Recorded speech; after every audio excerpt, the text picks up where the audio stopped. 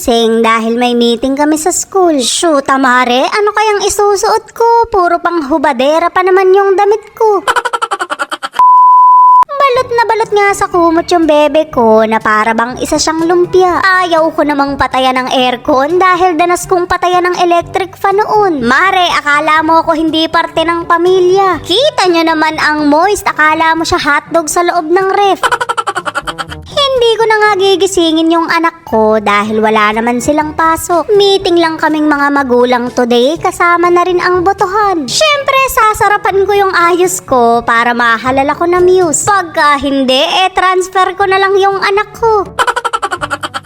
Loko, yung Christmas tree ko, inabot na ng Berman. Wala nang alisan, mare, ganun din naman yun. Nandito na nga ako sa pinakamahirap na part para maghanap ng isusuot. Saan na lang talaga ako dalahin? Puro isang dangkal yung damit ko. Kahit sarap-sarapan naman ako, kailangan kong iayon yung suot ko. Napakarami ko palang damit, pero bakit pakaramdam ko konti? Mukhang kailangan ko nang i-let go yung iba dahil 1/4 lang dyan yung kasya sa akin. Ayoko nang umasa na papayat pa ako. Nakapaligo na nga ako, kaya mag-aayos na ako. Mare, magpapakabog ba naman ako sa mga kananay ko? Alam nyo na, takot akong maungusan.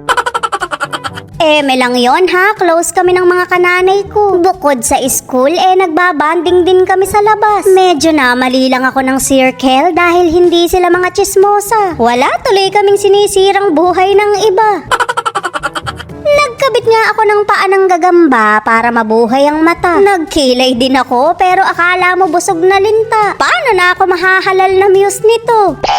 Wala naman kasi talagang muse doon kaya treasurer na lang yung tatargetin ko. Mare, mukha ba akong pagkakatiwalaan sa contributions? Ay nako, yari talaga sa akin yung kaba ng classroom. Huwag silang magkakamali dahil ipang iinom ko talaga yun. Tapos na nga ang meeting, kaya magbobotohan na. Mare, hindi ko nasungkit yung treasurer. Sa sekretary ako napunta, hindi ko tuloy makukurakot yung kaba ng classroom. Sayang naman, pang-inom din sana yun. Pauwi na nga ako at napakainit ng singaw sa loob ng sasakyan. Ba't nga hindi? Ayan yung damonyo, nakaitim.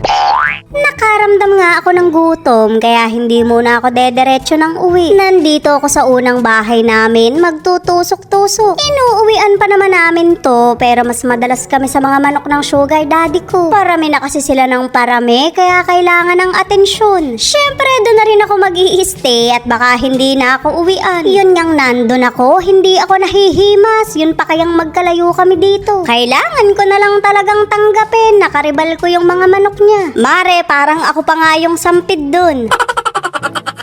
Eating itlog dahil hindi na nakakatikim. Pag breeder ang asawa mo, asahan mo nang nauubos ang oras sa mga manok. Gabi na pasok sa kwarto niyan, tulog pa agad. Hay, buhay ng kumari nyo, ang lumbay.